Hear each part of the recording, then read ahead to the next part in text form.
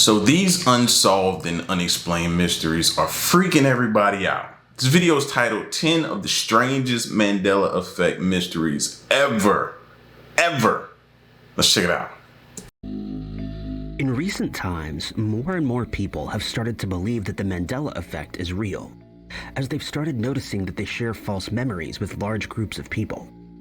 Some are adamant that their favorite song lyrics have been changed, lines in movies have been altered, or that history books no longer contain the same information that they did a few years ago.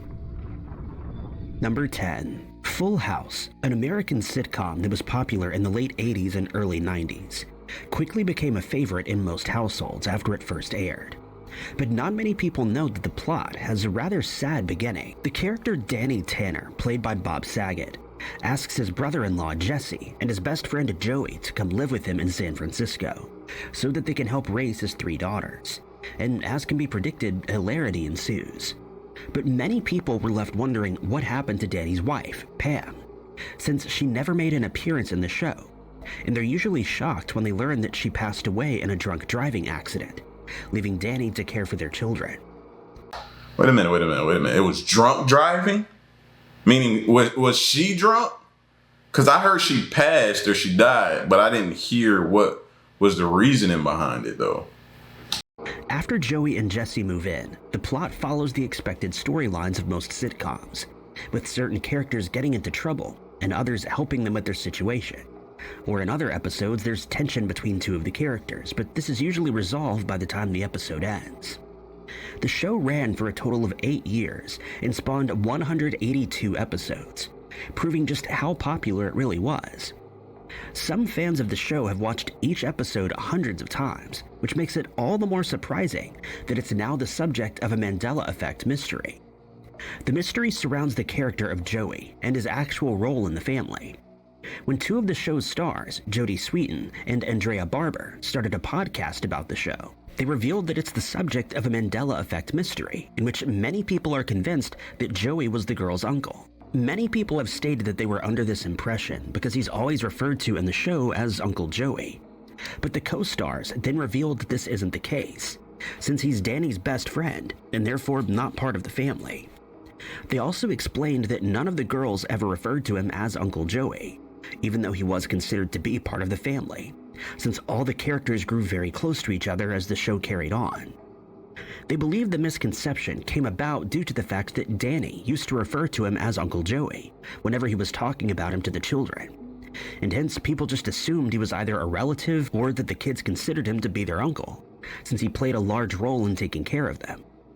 The show is also mentioned in another Mandela effect that was shared by a Reddit user, who stated that they're certain that they watched an episode when they were young in which Kimmy thinks she's pregnant, only for a pregnancy test to reveal that she isn't. They state that they remember the episode clearly, as if they watched it yesterday, but are now unable to find it again despite years of searching. Others have stated that they also remember the same episode, but have also had no luck in tracking it down. Number 9. When it comes to the Mandela effect, brand logos are among the most spoken about examples, since people either remember their spelling being different in the past, or now believe that their logos have changed. Some examples of this include the fact that many people refer to Febreze being spelled as Febreze, with 2 E's in the word breeze, but it's an error that's easy to understand. They also recall Oscar Mayer being spelled with an A instead of an E, or that the Febreze had 2 E's, bro. Cause stop it, man. Y'all about to make me throw this computer across the room. Stop. Febreze had 2 E's, hence the breeze. It was the play on the breeze. Right? See, now I'm questioning myself. Oh my God. Bro, come on. Who's with me? Febreze had 2 E's, right? Put 2 E's in the comment section.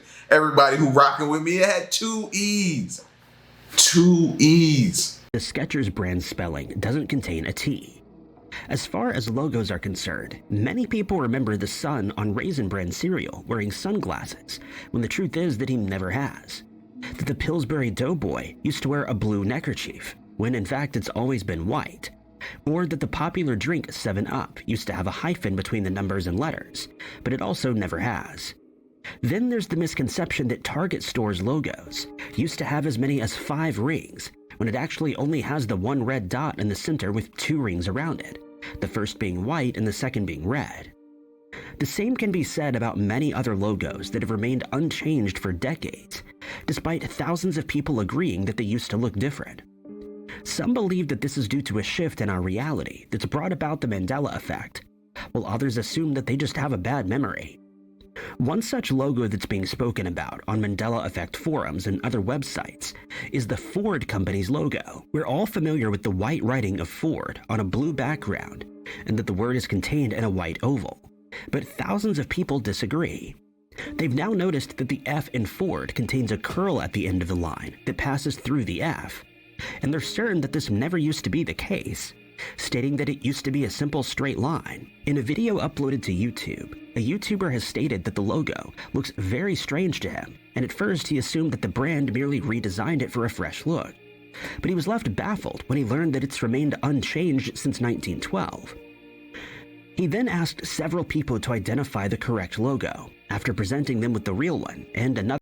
Listen, I know we in a simulation. I've acknowledged that a little bit, you know what I mean? Not fully committed to saying that, but I feel like we're in a simulation. Y'all not gonna just switch up the simulation like that on us and expect us not to think that the Ford symbol logo was just a straight line. It was just a straight line. It didn't have that little squiggly thing and doohickey thing in there. Other one with the straight line. Most people chose the wrong example and were just as confused to learn that they share the same false memory. One man suggested that Ford aftermarket parts sometimes contain the altered logo, and that this has caused people to remember the logo differently, but this is mere speculation as it's never been proven. To make matters worse, the YouTuber stated that his uncle used to work for a Ford dealership, and he often brought Ford badges with him when he visited, and yet the uploader has no memory of the curly line that's present today. In one part of the video, he interviews a man who's been working as a mechanic for many years, but he's also unable to pick out the correct logo. The uploader then provided several examples of the logo without the curl as evidence that it had been changed. Some of these can be seen on the side of engines, above entrances of Ford dealerships, and even on the backs of some of their vehicles. He then showed a few video clips, one of which is from the British show Top Gear, that shows a car with a plain logo on the back, but to be fair, the video's quality is a bit too blurry to be definitive. He then shows a clip from a show called Jay Leno's Garage, in which Leno can be seen inspecting the engine of a 1967 Ford Fairlane, and as the camera zooms in on the engine, we can see the plain logo displayed rather than the one containing the curly line. This time, the video quality is much higher, and he takes this as definitive proof that the Mandela effect is responsible for this change, and this has a lot of people confused and doubting their own memories. Number 8. On the 8th of June, 1984, the world was introduced for the first time to the strange creatures known as gremlins. While these creatures may look cute and cuddly at first, they become vicious monsters if they're ever exposed to water, or if they're fed after midnight. They also didn't take kindly to being exposed to bright light. Quick, somebody put in the comment section, what's his name? Because I'm trying to, was it Gizmo? Gizmo? I think it was Gizmo. Come on. Where my fellow Gremlin movie lovers at? That was my movie when I was little. Especially sunlight, since it had an adverse effect on them. These were the 3 main rules that anyone who owned a gremlin had to follow, but if these rules were kept, it wouldn't have been much of a movie. Therefore, it only takes a short while for someone to break the rules, and soon the gremlins are on a rampage that resulted in one of the most famous horror movies to be released during the 1980s. It's said that the term gremlin originated during the Second World War, when pilots used to refer to the problems with their planes' engines as gremlins. This inspired the author Roald Dahl, who served in the Royal Air Force, to write a book called The Gremlins, and soon the phrase was being used by people everywhere. Not many people know that the script's writer, Chris Columbus, was inspired to write the story while he was living in a loft that was infested with mice. He would often wake up in the night to the sound of mice running around, and he thought that this would be a good premise for a horror movie. He wanted to prove to the world that he was a good writer after a movie named Reckless, which was based on one of his scripts, bombed at the box office. But when director Steven Spielberg read the script for Gremlins, he decided to buy it, and even served as the movie's producer. But Columbus could never have foreseen that decades after the movie's release, it would be discussed as being part of the Mandela effect phenomenon. The mystery involves one of the creatures whose name is misremembered by many people who have seen the movie many times. The mystery was revealed when a Reddit user posted to the site saying that he had an argument with a friend about one of the gremlins' names. The creature in question had white hair and is referred to as Mohawk. The poster stated that he remembers the creature being called Spike, but his best friend insisted that he was actually called Stripe. To end the argument, they did a Google search and were surprised to find that his friend was correct and its name really is Stripe. This led to a slew of comments from people who remember the same thing, and once again, blame was placed firmly on the Mandela effect, though some commenters added that they probably just misheard or misremembered the correct name. Others suggested that the confusion is likely a result of the gremlin's spiky hairstyle, leading people to assume that he's called a Spike rather than Stripe. Number 7. Fender guitars are among the most famous in the world. They're known to be the guitar of choice for some very famous musicians, including Eric Clapton, Jimi Hendrix, Jeff Beck, Ritchie Blackmore, David Gilmour, and George Harrison, to name but a few. Buddy Holly used to play a Fender Stratocaster, as did Rory Gallagher, who was a self-taught prodigy. Fender guitars have a distinctive sound that's favored by players in the blues and rock genre. All right, y'all outside of my wheelhouse right about now. So I'm gonna lean and rely on y'all to let me know if this Mandela effect is real or not, you know? And they've been hailed as high-quality guitars for many decades. The brand was invented by a man named Leo Fender, and quite unbelievably, he never learned to play guitar, despite producing some of the best instruments ever made, and those guitars being used by world-renowned artists. Before the advent of the Great Depression, Fender worked as an accountant, but when he lost his position, he decided that his habit of tinkering with electronics would make a much better career choice. And before long, he opened a store called Fender Radio and Record Shop, which would eventually become the Fender Musical Instruments Corporation.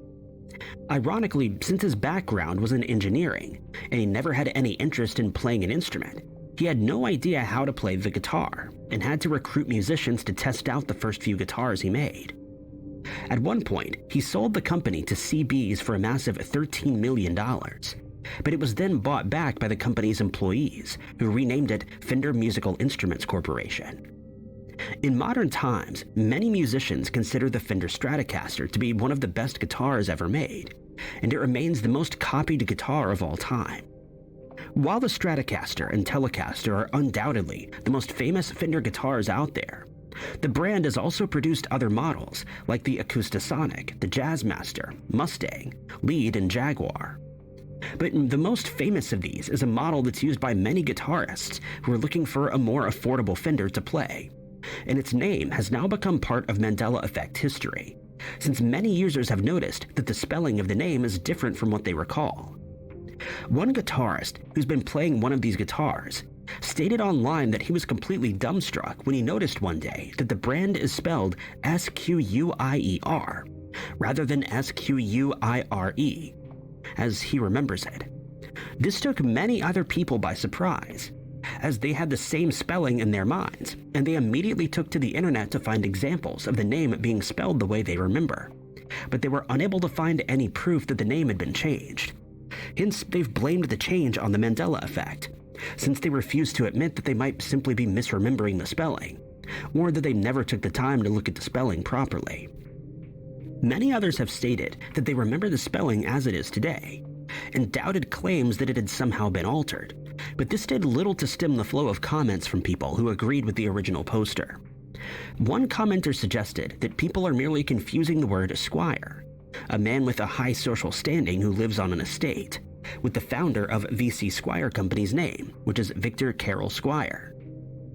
It's often the case when dealing with the Mandela effect that people unknowingly associate a word with something that's spelled similarly, and hence are surprised to find that they've had a false memory for years. Number 6. As children, many of us would have been enthralled by a tale called Around the World in 80 Days, in which a man sets out to do just that after making a £20,000 bet with a group of friends at the Reform Club in London.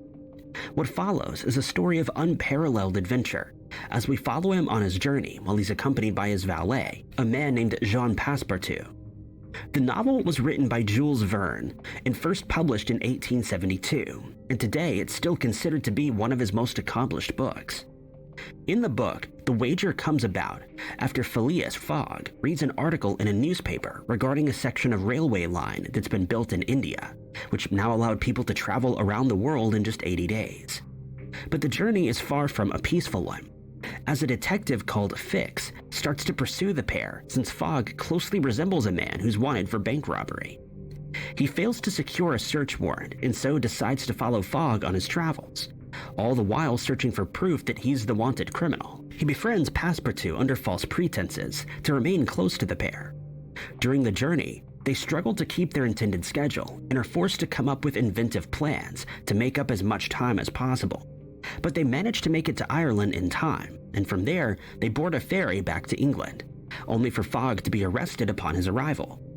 Fix is then informed that the actual robber has already been caught and Fogg is released, but he arrives 5 minutes too late, losing the wager in the process. Passepartout then realizes that they got the dates wrong since they'd traveled east for some distance, causing each day to be shortened by 4 minutes, and they were in fact a day early.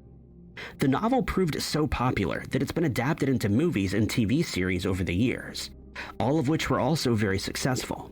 But despite its popularity, one of the main aspects of the tale is now considered to be a Mandela effect mystery that's left many people doubting their own memories. Most people remember the protagonist's name as being Phineas, when it's actually Phileas. But this is not the first time that this discrepancy has reared its head. In an article published in the Brooklyn Daily Eagle newspaper in September of 1947, a journalist states that he received a letter from a reader correcting his spelling of Fogg's name in an earlier article. He did some research and realized his mistake, after which he informed his editor, but he could not have been prepared for what happened next. He was told by a colleague who'd spoken to 6 other people, all of whom had read the book several times, and they all remembered Fogg's name as being Phineas. The journalist then consulted with an English scholar, who also made the same mistake and who was convinced that there'd been some strange error. But despite searching for evidence to the contrary, they were unable to find any reference to the hero being called Phineas. 77 years later, the same false memory is still plaguing people who have read the book. But this clearly can't be blamed on the Mandela effect, since the same problem has existed for nearly 3/4 of a century. Number 5. While it's understandable that people blame the Mandela effect for false memories regarding song lyrics, misspelled words, and missing episodes from their favorite TV series, it's a little harder to understand how it could affect their perception of certain geographical areas. But this has happened on more than one occasion. In one instance, thousands of people came forward to state that they remember New Zealand being northeast of its closest neighbor, Australia, when in reality it lies to the southeast and always has. Some people went as far as to suggest that it had been moved somehow, or that thanks to the Mandela effect, all the atlases in the world had been altered to show it in a new location after our reality was also changed. In another case, people were stunned to learn the actual location of South America on the world map, as they believed that it had always been located further to the west. Many people chimed in on this mystery, stating that they had clear memories of the continent being positioned directly under North America, since they've looked at atlases on many occasions in the past and always saw it in that position. This is one of the most discussed Mandela effect mysteries at one point, since thousands of people were disillusioned by the revelation that it's always been in its current position. But many refuse to accept this as fact, and surprisingly, many of these people actually live on the continent and have done so for their entire lives. One Redditor took a closer look at a map after learning of this case, and he was of the opinion that Central America had also shifted along with South America. And this led him to Google Maps, where he zoomed in to find the Panama Canal, but he was unable to locate it. He was stunned to find that in his opinion, it had moved from its original area on the map, and now flowed from north to south, when he always had been taught in school that it flowed from the east to the west. And this is why people have so many theories about maps and original maps and the maps today, how they contrast and what's wrong with them and what they don't include or what was included in the past that's not there now. Like if you go to, that's a rabbit hole too with the maps. Trust me, I've only scratched the surface of it, and your mind will be blown to see the theories that people talk about and the supporting facts that they give towards trying to support their theories. Oh my God. Oh my God, bro. Man, trust me, I'm telling you, maps will have you sitting there looking like, what? It had been suggested that he may be confusing the canal with a river that he'd read about at some stage, but the poster was adamant that his memory was correct and that something sinister was going on in the world. Now, a new Mandela effect case has emerged concerning the location of a specific country. In this case, the positioning of Sri Lanka in relation to India. A Redditor posted to the site stating that they remember the country being positioned directly under the tip of India, but that it's now moved to the east and slightly north. As with most Mandela effect posts, many people agreed with him, with one commenter adding that they believe India is now smaller than it used to be, and that the country's shape has been changed from an inverted triangle to a more curved shape. Another added that they remember several small islands being present between the two countries, and when he did a survey, he found that as many as 98% of people who he interviewed agreed that Sri Lanka has shifted in the last few years, and they could find no explanation other than the Mandela effect. Unsurprisingly, one commenter who worked as a navigator in the past stated that he's picked up on several discrepancies in modern maps. Firstly, he's adamant that Sri Lanka was indeed situated beneath India until 2014, when he believes it suddenly changed. He also noticed that New Zealand is now suddenly made up of two parts rather than one, that Indonesia used to be further away from Australia, and that Alaska used to be much bigger than it is today. He agrees that South America has moved to the right on the world map, and further added that the angle between Italy and the island of Sicily has been altered. Others also pointed out that Cuba has suddenly become much bigger than it used to be, and that it's shifted to the west in recent years. Number 4. It comes as no surprise that the Disney movie Alice in Wonderland is on the list of Mandela effect mysteries, since it contains many small intricate details that are easy to either forget or misremember.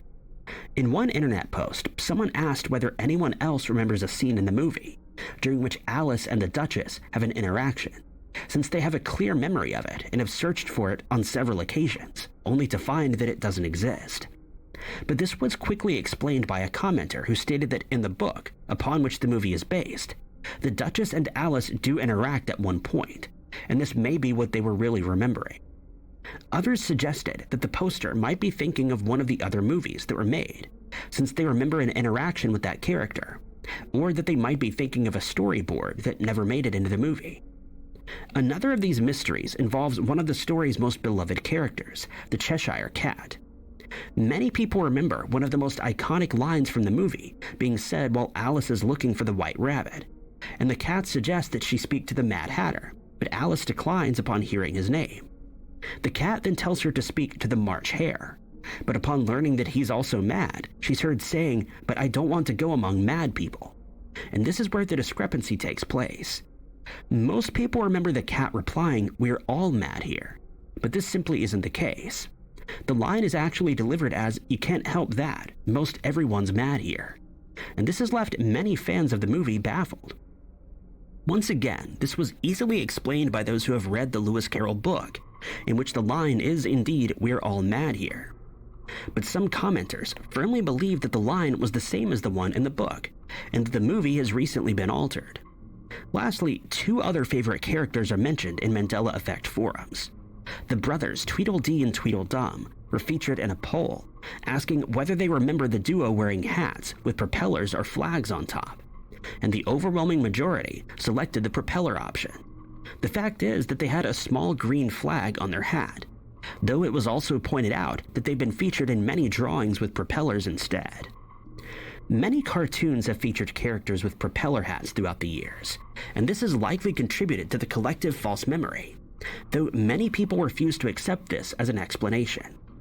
Chances are that many more of these mysteries will emerge in the years to come, since Alice in Wonderland is such a busy and detailed movie, with an array of characters and many strange lines that could easily be misremembered. Number 3. King Tut is surely one of the most famous pharaohs that ever lived.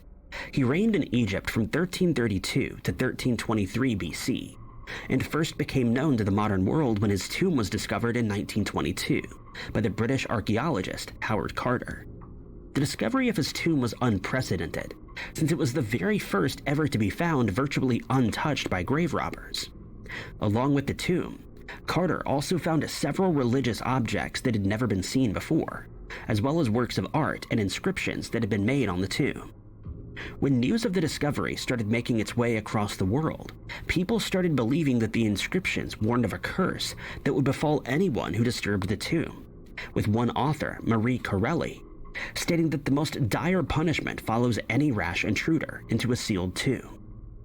These rumors gained even more traction when it was revealed that the 5th Earl of Carnarvon had passed away in Cairo after joining Carter's expedition, and that soon after that, lights in the city inexplicably stopped working. Worsening the situation was a statement by renowned author of the Sherlock Holmes books. Now that all boils down to if you believe in coincidences. Now, I don't think I too much believe in them. You know what I mean? I don't.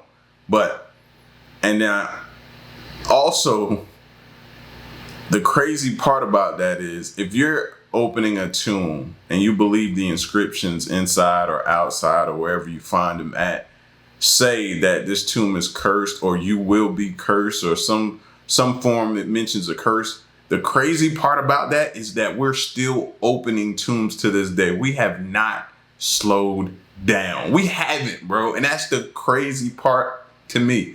Don't get me wrong. I like to watch it. I like to see what they discovered. But the key word is they. They discover. I'm not opening no tomb, man. Because that type of stuff, it's just hard for me to disprove that it's not real. Arthur Conan Doyle, who speculated that Carnarvon's passing was the result of a curse that had been placed on the tomb by Egyptian priests. As the years rolled by, several people who were involved in this project and others who had visited the site passed away, lending more credibility to the conspiracy theory. But the reality is that the curse never existed and that their passing had nothing to do at all with the tomb. But the rumor persisted, and eventually the list of supposed victims had begun to stack up. The image of King Tut's visage cast in gold with a crown on his head is one that's familiar to most people, but some people believe that it's now been changed and that it's part of the Mandela effect phenomenon. The discrepancy lies in the pharaoh's crown. Many people have been left in disbelief after learning that the crown features two animals, a snake and a vulture, since they recall it only containing a snake, which points directly outward. In a comment thread on Reddit, one user stated that they've been studying Egyptology as an amateur for over 45 years, and that this was the first time they'd ever been made aware of the fact that the snake is accompanied by a vulture, despite looking at the iconic image thousands of times before. Yeah, I don't remember two animals, bro. Now that I'm going back through my mental Rolodex, I can't see two. I don't see it. I'm not finding it in anything. And come on, y'all know how many things we've looked at, and then things that I haven't looked at with y'all, it's not in there either. So I don't see it. But they didn't regard this as a simple oversight, stating that they are 1000% certain that the snake used to be the only animal on the crown. They added that the addition of the vulture looks crude, almost as if it had been glued on by someone as an afterthought. Following this revelation, they immediately brought their old Egyptology books out, only to find that every single image included the vulture, and hence they believe the images and the past have been altered to include both animals, though why this would be done is a mystery. He sent images of the crown to his son, who also has a keen interest in Egyptian artifacts, and he was just as taken aback by the addition of the vulture. While this is likely just an unlikely oversight, many people believe that the Mandela effect is responsible, though there's no way of definitively proving that theory. Number 2. It's remarkable how many horror movies are included in examples of the Mandela effect, though this is likely because it's such a popular genre with thousands of movies, some of which were created with very low budgets having been produced. With that many movies available, it's understandable that people will misremember some of their details, especially when they're remade years later or when a movie similar to the original is released. Some movies that are often brought up in Mandela Effect forums include Candyman, who's conjured when someone speaks his name 5 times, though many fans insist it was only 3 when the movie first came out. The title of the movie, Interview with the Vampire, is often misquoted as being Interview with a Vampire, though this is an easy mistake to make. Freddy Krueger, the antagonist in the A Nightmare on Elm Street movies, is known to wear a red and green sweater, though many people are insistent that it used to be red and black. When the Blair Witch Project was released in That was not no red and green. That was red and black, bro. Come on now. I love horror movies, and I'm sitting down here going back to the Candyman joint too. I'm trying to remember how many times it was, and I can't for the life of me. And I love that movie too. I think the 3 and the 5 number is too close together for me to decipher. Is why that one's messing me up. But Freddy, that's red and black. That's no doubt, bro. I was him one time for Halloween, fam. That was red and black. 1999. Many moviegoers were fooled into thinking that the actors in the film were actually students who'd gone missing years earlier, and that the footage was real. When they learned that this wasn't the case, they speculated that this fact had been changed at some point over the years. Then there's The Shining, in which many people insist Jack Nicholson delivers the line, "Honey, I'm home," when he actually says, "Wendy, I'm home," and again the Mandela effect has been blamed. In recent times, though, a lesser-known horror movie has made it onto the Mandela effect discussion sites, as many horror fans have noticed that 2 of the movie's details may have been altered. First is the suggestion that the title used to be Room 1408, since the movie largely takes place in that room, but others have claimed to state that the title never contained the word room. The second discrepancy is said to involve the movie's ending. During one scene, the protagonist believes that he's finally escaped the room, only to find that it's an illusion. Some people remember the scene outside the room lasting much longer than it really does. When he realizes that he's still in the haunted room, he screams, "I was out," multiple times, and one fan remembers the scene being very intense. But upon rewatching it, they found out that he merely looks around the room with a confused expression, and eventually quietly says, "I was out." They found this strange, since the character doesn't seem all that bothered about still being trapped, and hence they believe that the ending has been changed. But there is a simple explanation for this mystery. The movie was released with 4 different endings depending on where it was released, and who it was being distributed by. For example, Blockbuster is known to have distributed an exclusive version that contained one ending, while other distributors received copies with a different ending. Strangely, the poster on this forum entitled their post, "The movie Room 1408 is different to how I remember," revealing that they also aren't aware that they remember the title wrong, which must have come as quite a surprise. While many commenters agreed that the ending of this movie has been changed, many more are accepting of the fact that there are multiple endings, since this isn't unheard of, with one example being the movie The Butterfly Effect, which stars Ashton Kutcher, and also has 3 alternate endings that not everyone is aware of. Number 1. Between the late 1960s and the early to late 1970s, the band Carpenters enjoyed their most famous period, as they topped the Billboard 200 charts and wrote 3 number-1 hit singles, making them one of the most famous vocal duos of their era. When they toured Japan in 1974, the reception was likened to those of the Beatles while they were at their most popular, and today their songs are still being played on radio stations and in homes around the world. The band was made up of Richard and Karen Carpenter, who were brother and sister. While they enjoyed a massive amount of success, their story isn't one without tragedy, as Karen developed anorexia in or around 1975. It's been suggested that this came about due to the stresses of constant touring, complicated relationships within their family, and anxiety brought about by a life of fame that started taking its toll on the singer. She passed away in February of 1983 as a result of the disorder, an event that shocked the music world and the band's fans alike. But her passing has in part been contributed to a Mandela effect mystery, though it has quickly been debunked. Many of the band's fans remember reading or hearing that Richard also passed away, but that this occurred several years later. They remember hearing that he struggled with cancer, and are then both relieved and confused when they learn that he's still very much alive today. Strangely, some people have no memory of Karen struggling with an eating disorder, and instead were under the impression that she had developed cancer, though this simply isn't the case. Then there's the Mandela effect concerning the band's name. Many people refuse to accept that they were merely called Carpenters, since they remember the name being The Carpenters, and they claim that they distinctly remember one of the album covers that they owned containing the word The.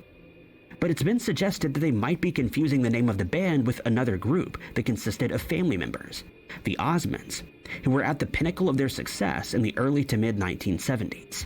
One Redditor has stated that they're a huge Carpenters fan, and that the lyrics to one of their most beloved songs, Rainy Days and Mondays, were firmly embedded in their mind, since they've been listening to it for decades. But they're now convinced that they've shifted into a different reality, or that our reality has been changed, since they recently learned that one lyric in particular is not what they remember. They're certain that the lyrics from the second chorus used to be wandering around some kind of foolish clown, but couldn't believe what they were hearing when they learned that the lyrics were actually walking around some kind of foolish clown. The discrepancy in the band name is an error that's easy to forgive, since it feels natural to add the word The before the sibling's last name, and most of us have at some point realized that we've been singing the lyrics to a well-known song wrong for many years. Hence, many people have disputed the band's inclusion in Mandela effect cases. But since so many people are adamant that they've not made a mistake, or that they don't have faulty memories, these instances will likely be discussed for a long time to come.